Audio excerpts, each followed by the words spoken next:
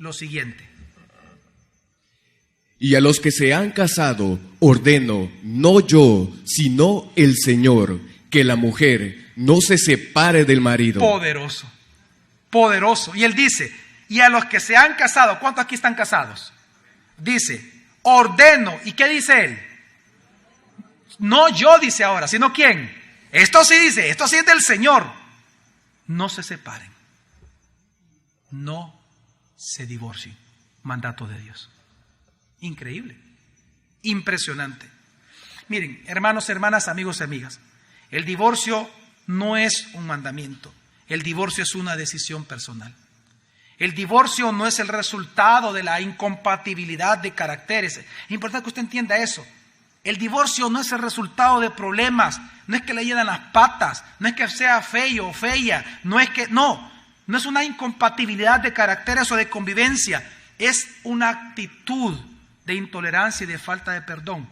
El divorcio es pecado. Siempre lo ha sido y siempre lo será. Entonces, mire, pastor,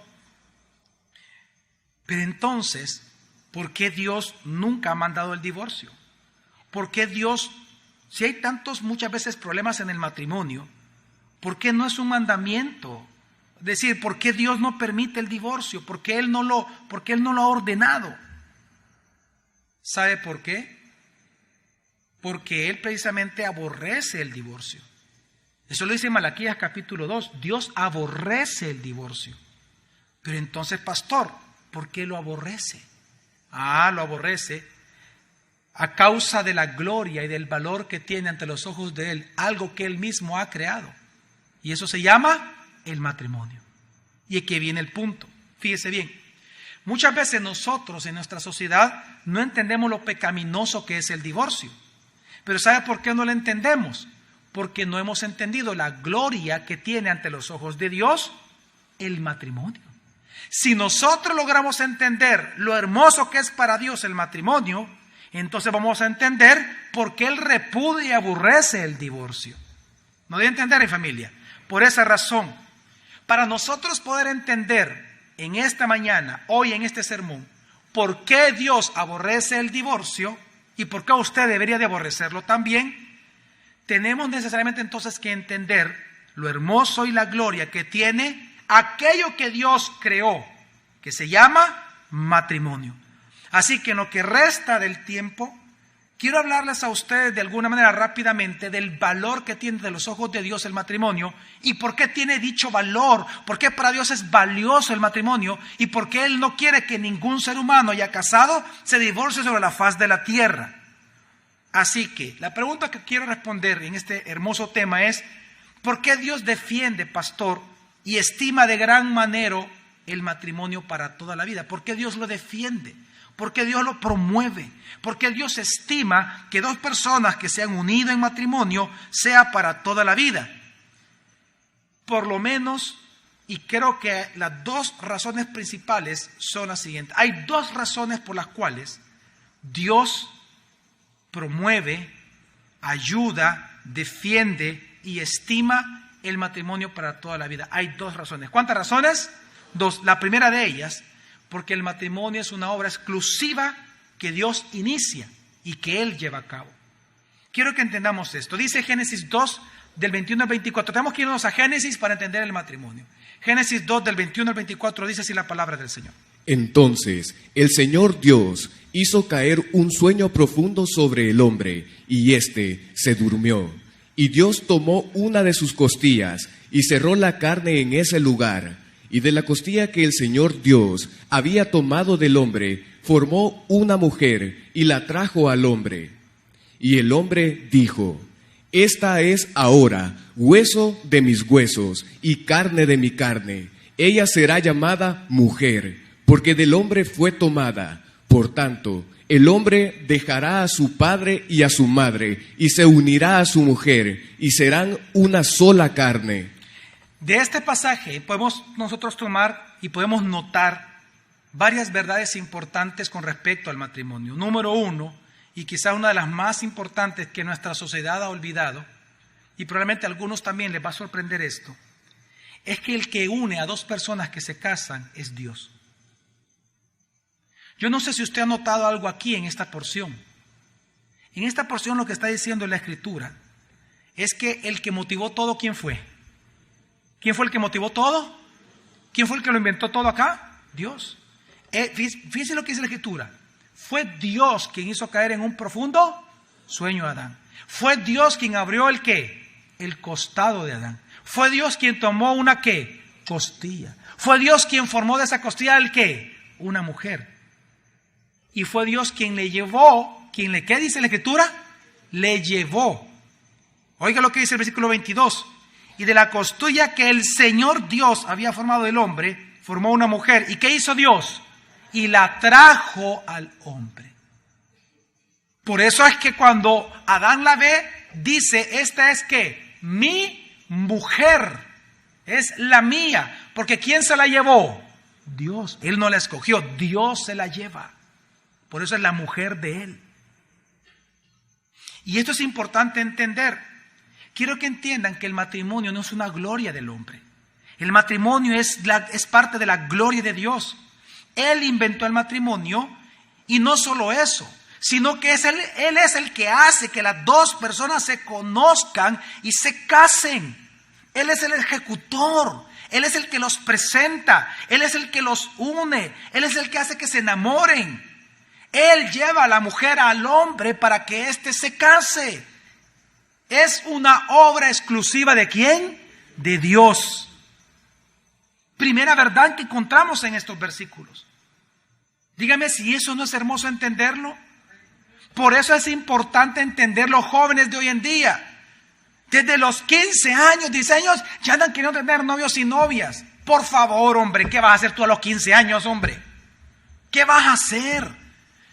¿Qué criterio tú vas a tener para escoger? Si tú te esperas, vas a descubrir algo. Que el criterio de Dios para tu matrimonio es mucho mejor que el tuyo. ¿O no? ¿O no? ¿Quién sabrá escoger mejor, Dios o nosotros? Dios. Por eso vale la pena la espera. Por eso vale la pena que si a ti te gusta algún cipote, alguna cipota, aunque tú pienses que él va a ser tu esposo o tu esposa, puede ser que no lo sea. Espérate. Ten paciencia. No te metas a noviazgos. Mejor espera el cortejo de aquel que Dios te va a enviar o ella te va a enviar. O que a ti te va a enviar a una mujer. Espera. Claro que te van a gustar 2, 3 en el transcurso de la vida, está bueno. No hay ningún problema, tú eres un ser sexuado. Pero eso no significa que le vas a hacer tracotomía lingual, ¿vea? Que vas a ir probando cada una a ver si te gusta o no. Segunda verdad que encontramos en estos versículos tan hermosos, que el matrimonio es una unión monógama. No es plural. La poligamia es un pecado condenado en la Biblia. Es importante entender que el matrimonio es una unión monógama, es decir, entre un hombre y una mujer solamente. Desde un inicio, dice Jesús, varón y hembra, ¿qué? Los creó. El matrimonio solo es entre un hombre masculino y una mujer femenina, entre el macho y la hembra. No hay tal cosa en la Biblia como el matrimonio entre dos hombres o entre dos mujeres, o entre un hombre con distintas mujeres. Eso no existe en la Biblia, no se llama matrimonio. Tercera verdad que encontramos, que los junta para que los dos vengan a ser ¿qué? Uno solo, y ese es el punto. Por eso dice, y se unirá a su mujer, y se unirá a su mujer, y los dos vendrán a ser el ¿qué? Una sola carne. Ahora, es importante entender que cuando Dios dice esto, no solamente se está refiriendo a la unión sexual, sino que Dios está hablando de que va a haber una unión espiritual, algo incomprensible para nosotros. Desde el momento en que usted se casó con su esposo, con su esposa, en ese momento hubo un compromiso de voluntades, una mezcla de las mentes, una mezcla de las emociones, en una unidad perfecta que Dios ha hecho. Por eso es que el cenit o la plenitud de eso que Dios anunció, y los dos vendrán a ser una sola carne, la plenitud social de esa unión espiritual que Dios ha hecho, ¿sabe qué son? Los hijos. Los hijos es la muestra que de dos personas se unen, nace un solo ser, una sola carne nueva ante el mundo.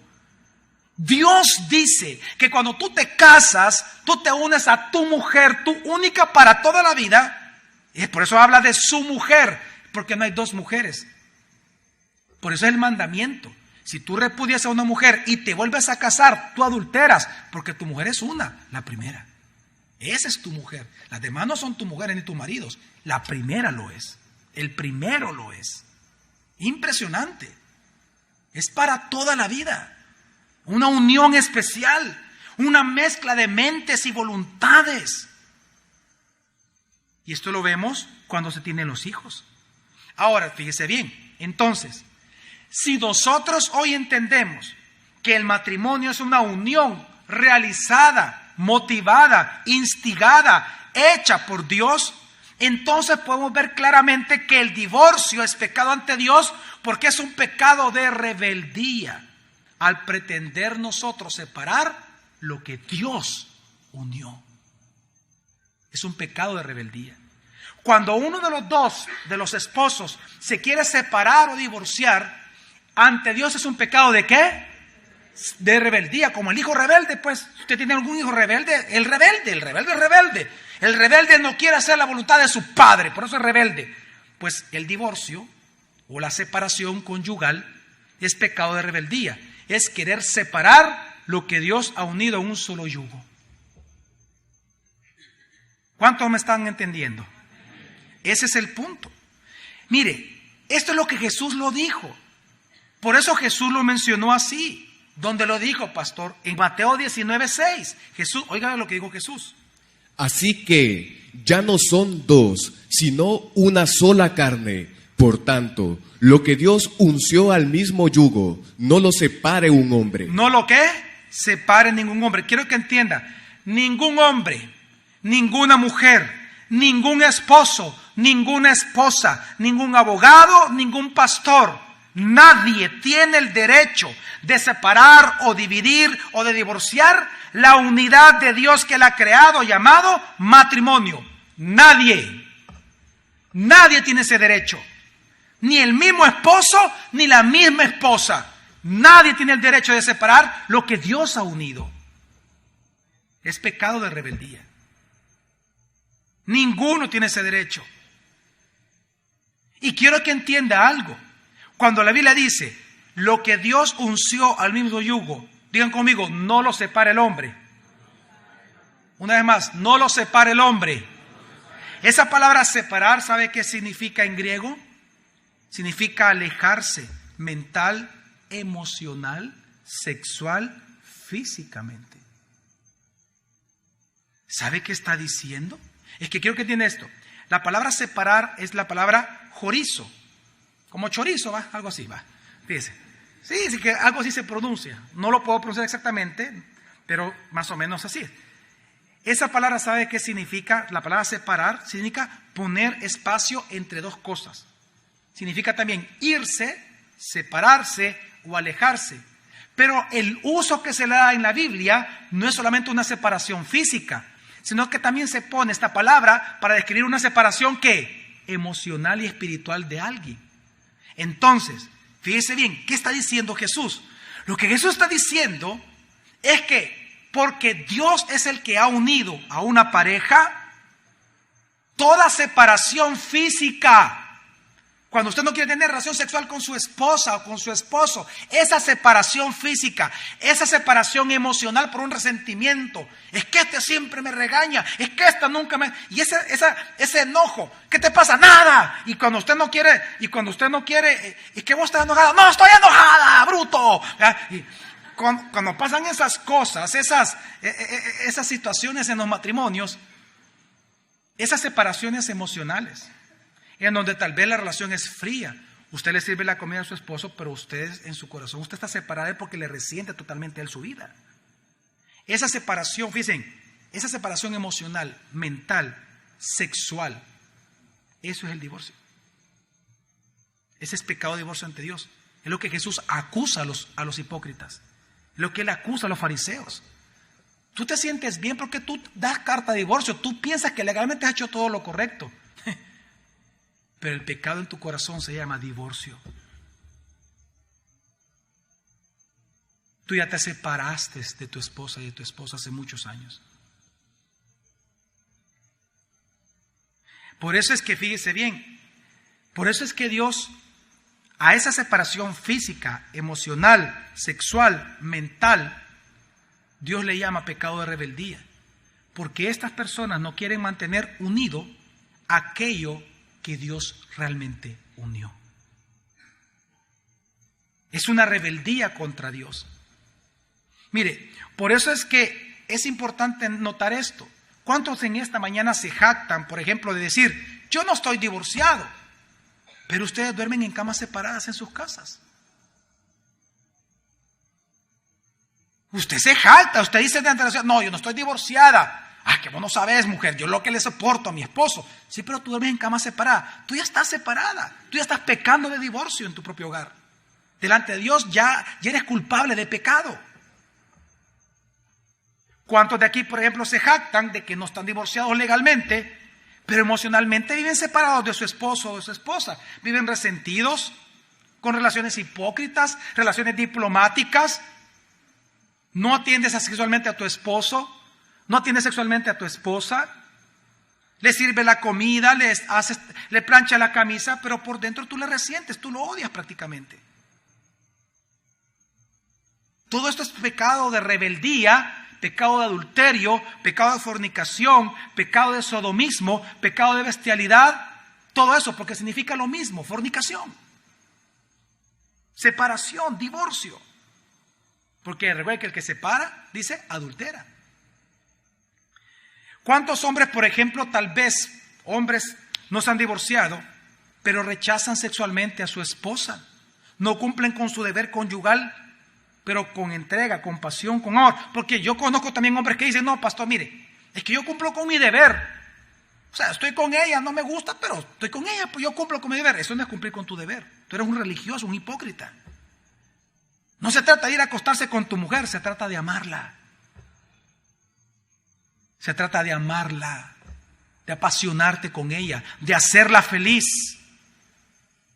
Mire, ¿se acuerdan ustedes que leímos Deuteronomio 24? ¿Se acuerdan, sí? Y que ahí aparece lo que Moisés permitió con respecto al divorcio. ¿Se acuerdan ustedes? Ok, ¿sabe qué es lo que dice 24, versículo 5? Porque llegamos hasta el 4, no leí el 5. ¿Sabe lo que dice el versículo 5? Interesantemente, oiga lo que dice.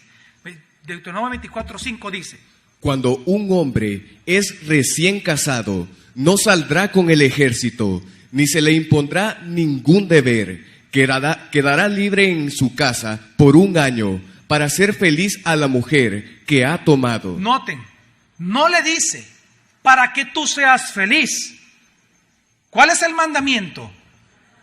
Para que tú hagas feliz a tu mujer. Esa es la entrega que le estoy diciendo. Ese es cumplir el deber conyugal. El cumplir el deber conyugal significa hacer feliz a la esposa. Es cuando uno realmente es feliz.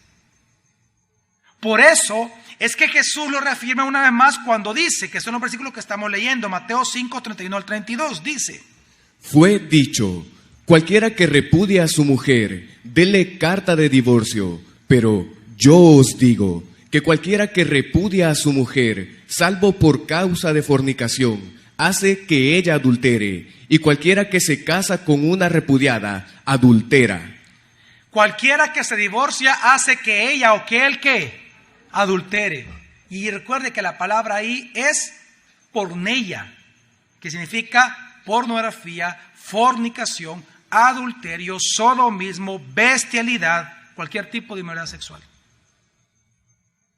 Así de fuerte es el pecado del divorcio ante los ojos de Dios. Ahora, fíjese bien, precisamente por esta alta estima que Dios tiene con respecto al matrimonio, es que todo instrumento, todo acto o todo pensamiento que intente separar o dividir a ese matrimonio es pecado de rebelión. El codiciar a la mujer de tu prójimo, El codiciar al exmarido de tu prójima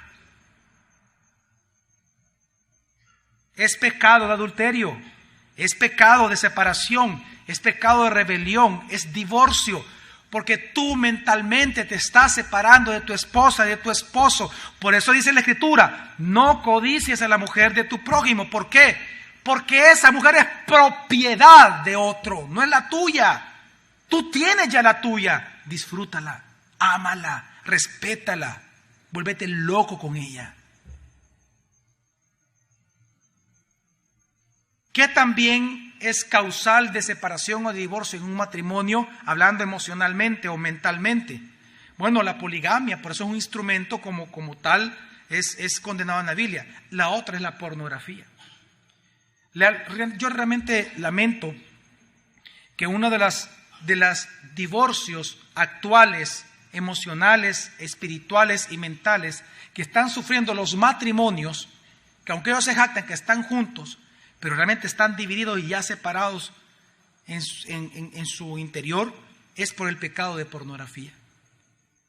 Quiero que entienda que la pornografía divide. La pornografía es separar a tu esposa de ti o a tu esposo de tu corazón. Quiero que entendamos que ver la desnudez de otra persona que no es tu pareja, eso te separa emocional, sexual, mental y espiritualmente de tu pareja, aunque no necesariamente físicamente, pero te separa mentalmente y emocionalmente de ella. Quiero que entienda algo. Ver la desnudez siempre ha sido un pecado en la Biblia de otra persona. Es tan interesante esto que hay un versículo que lo va a dejar boca abierto a usted.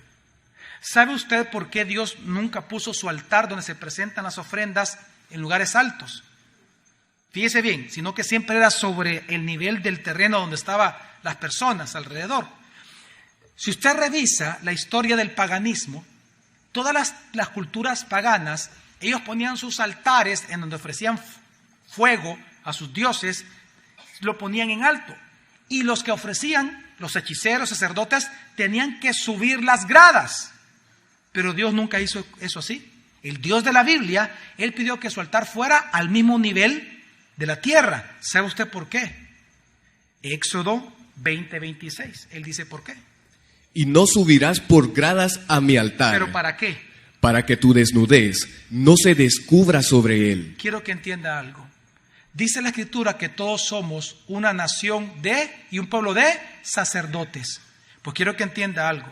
Una persona cristiana, un nacido de nuevo, un sacerdote de Dios, cuya vida es una ofrenda viva para Dios, no descubre su desnudez ante nadie, más que su pareja. ¿Entiende usted, mi familia? ¿Entendemos? Dios es el que está ordenándolo. No os pongas gradas a mi altar para que no vean tu desnudez cuando vayas subiendo. Porque ese cuerpo le pertenece a una. Y ese cuerpo tuyo le pertenece a uno. Solo con él muéstralo. Ay, Dios. Si yo le contara a usted cómo vienen algunas hipotas allá, medias desnudas vienen. Ya las regañamos. Ya estuvo. Los papás son los que se enojan. Pues ¿y para qué le compra esas cosas a su niña? Pues. ¿O quiere que los hombres vienen y la violen y la abusen y usted después llorando? ¿Y por qué quedó embarazada mi hija? Mira lo que tú hiciste con ella. Si tú la estabas exhibiendo frente a todos. La pornografía es pecado de fornicación, de adulterio, sodomismo. Todo eso lo incluye, por lo que significa la palabra. Por lo tanto, ver pornografía en el matrimonio, aparte que es de idiotas y de que personas que no tienen cero creatividad, es pecado terrible de divorcio o separación. Tú ya estás separando de tu esposa o tu esposo. Nunca vaya a mancillar su matrimonio viendo pornografía para ver cómo tener relaciones sexuales entre ustedes. Eso es de brutos y de tontos y de estúpidos, de ignorantes. Estás mancillando, estás metiendo un tercero, un cuarto, un quinto en la mente de tu mujer y en la mente tuya. Ya te separaste de tu esposa y de tu esposo. Así que, respondiendo a la pregunta, ¿por qué Dios aborrece el divorcio? Porque el matrimonio, la unión entre dos personas, es una obra, es un derecho, un acto exclusivamente de Dios. Por eso Él lo aborrece. Por lo tanto, el divorcio o la separación es pecado de rebelión contra Dios y contra su obra que Él ha hecho. Y en segundo lugar, para ir concluyendo, hay una segunda razón por la cual Dios aborrece el divorcio, y es porque el matrimonio es un reflejo o un emblema o la parábola viviente ante el mundo de la relación entre Cristo con su esposa, que es la iglesia. Hace ya más de un año, de una enseñanza que yo le invito a ustedes que la busque, está en YouTube, es de las más vistas realmente. Es un sermón que se llama y se titula Una sola carne para su gloria. Búsquela. Ahí lo que enseño es este punto. Quiero que entienda que el matrimonio Dios lo creó para que sea una parábola viviente frente a los demás de la relación que Dios quiere tener con su iglesia. Es decir, que si alguien quiere saber y quiere ver en este mundo cómo Dios se quiere relacionar con su iglesia, con sus hijos, entonces debe de haber un matrimonio cristiano. Se supone que el matrimonio, la forma en que ellos se relacionan y se tratan, es la manera en que Dios trata a su iglesia. Por eso es que Efesios capítulo 5, que es un capítulo por excelencia que se analiza para el matrimonio en la Biblia, al final dice Pablo, grande es este misterio, dice, después de hablar del matrimonio, pero me refiero, dice, a Cristo y su iglesia, porque él compara que así como el esposo debe de amar a la esposa y la esposa respetar a su marido, es porque así es la relación entre Cristo como cabeza y como esposo de su esposa llamada la iglesia. Quiero que entendamos algo. 2 Corintios 11, 1 al 2, dice lo siguiente el día de su conversión. Ojalá me soportareis un poco de insensatez, pero soportadme, pues os celo con celo de Dios, porque os desposé con un solo marido, para presentaros como una virgen pura al Mesías. Pues os celo con celo de Dios. ¿Por qué? Porque Él celaba a la iglesia. Porque os desposé con un solo marido para presentaros como una virgen pura. ¿A quién? Hermanos, el día que usted se convirtió, usted fue desposado con Cristo. Quiero que entienda que nuestra relación con Cristo es una relación matrimonial. Por lo tanto, así como dos personas que se casan se vuelven una sola ¿qué? Carne. Mire, vean todos para acá. ¿Sabe por qué Dios dijo eso de un inicio? ¿Sabe por qué Dios dijo que cuando dos, y Él estableció, y Él provocó, y Él hizo, Él obró, que cuando dos personas se unen en matrimonio, se vuelven una ¿qué? ¿Sabe por qué lo dijo? Porque eso es un anuncio y una parábola de la unión espiritual que vamos a tener nosotros con el Mesías. Que cuando nosotros creemos en Él, ¿sabe qué dice la Escritura? Nos volvemos una sola unidad. ¿Cómo, pastor? Sí. 1 Corintios 6, 17. Oiga lo que dice. Pero el que se une al Señor, un solo espíritu, es con Él. Precisamente porque esto es una unidad espiritual, algo tan tremendo que es casi incomprensible a nuestra mente. Por eso es que Dios diseñó que cuando dos personas se unieran, se volvieran una sola ¿qué? Carne. Porque el matrimonio es una parábola de esta unión espiritual entre Cristo y su iglesia. Es hermoso. Por eso, mire, por eso es que los cristianos que confesamos a Jesús como Salvador, oiga, por esa razón, una vez más, los cristianos que confiesan a Jesús como su Salvador, pero sus vidas, con sus vidas, menosprecian a Cristo o a Jesús como su Señor, una vez más, si en esta mañana aquí hay personas que usted con su boca confiesa Jesús es Salvador, pero con sus actos diarios usted declara al mundo que Jesús no es su Señor, Dios les llama a ellos adúlteros.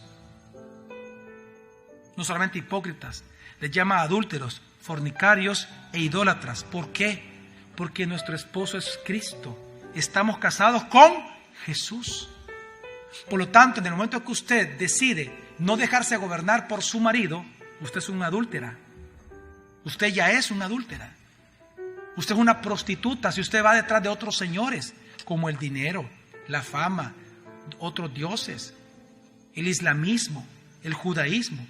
Usted es una prostituta entonces. Mire, precisamente esta es la otra razón por la cual Dios odia el divorcio. Pues es un mensaje equivocado al mundo. Cuando un matrimonio se divorcia, lo que este matrimonio, que es una parábola al mundo, lo que este matrimonio que está divorciando le está diciendo al mundo es que Dios se puede divorciar y puede repudiar a su esposa, que es la iglesia, en cualquier momento. Y eso es mentira. Eso es mentira. Dios nunca se va a divorciar de nosotros. Amén. Dios no repudia a su esposa.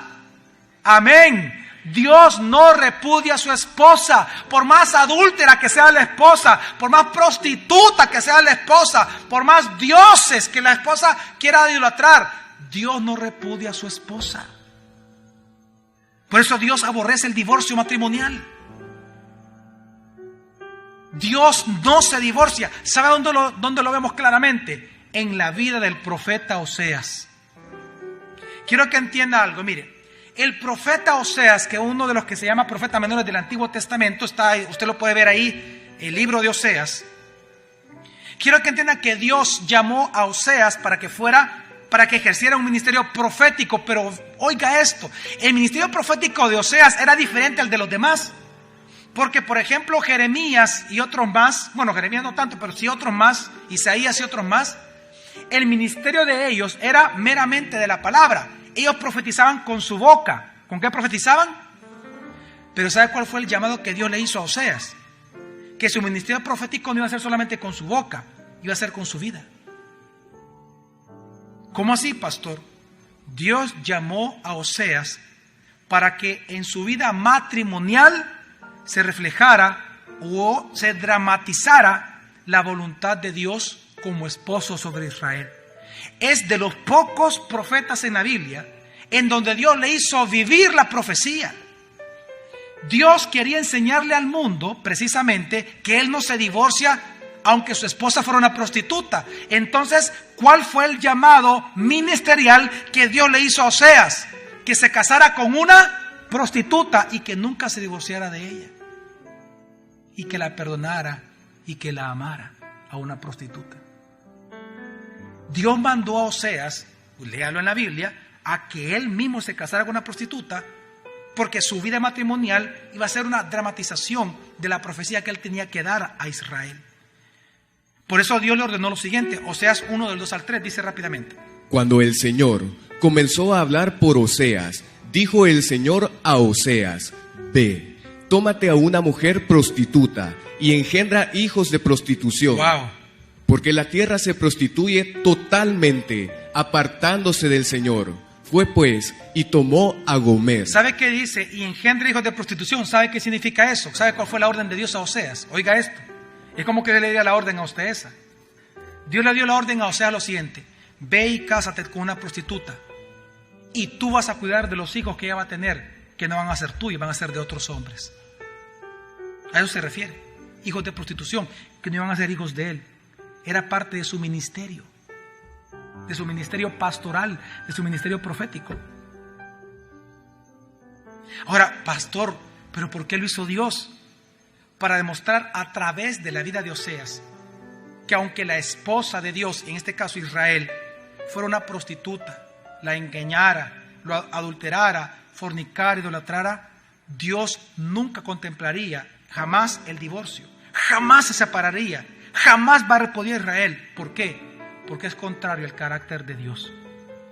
Es decir, el punto central en la historia del profeta Oseas es que él tenía que ser fiel e indulgente con su esposa, la prostituta, la adúltera.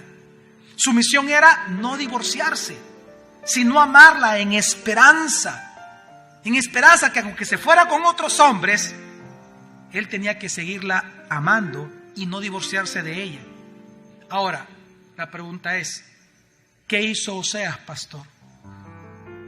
Pues según lo que dice la Escritura, así lo hizo.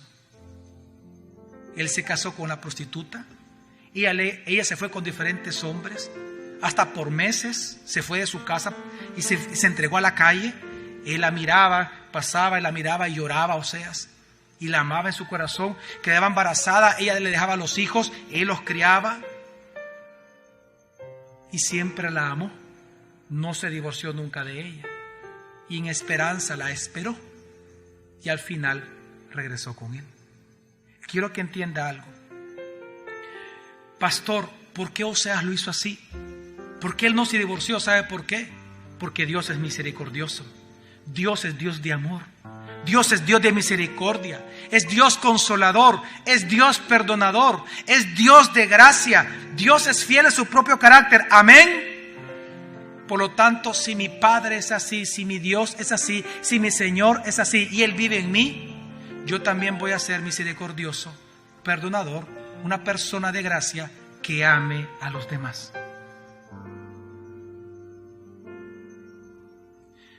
Amén. A pesar de que Israel le dio hijos de prostitución a Dios, aunque se fue detrás de otros dioses, Dios prometió restaurarla, limpiarla, amarla, y se vio reflejado.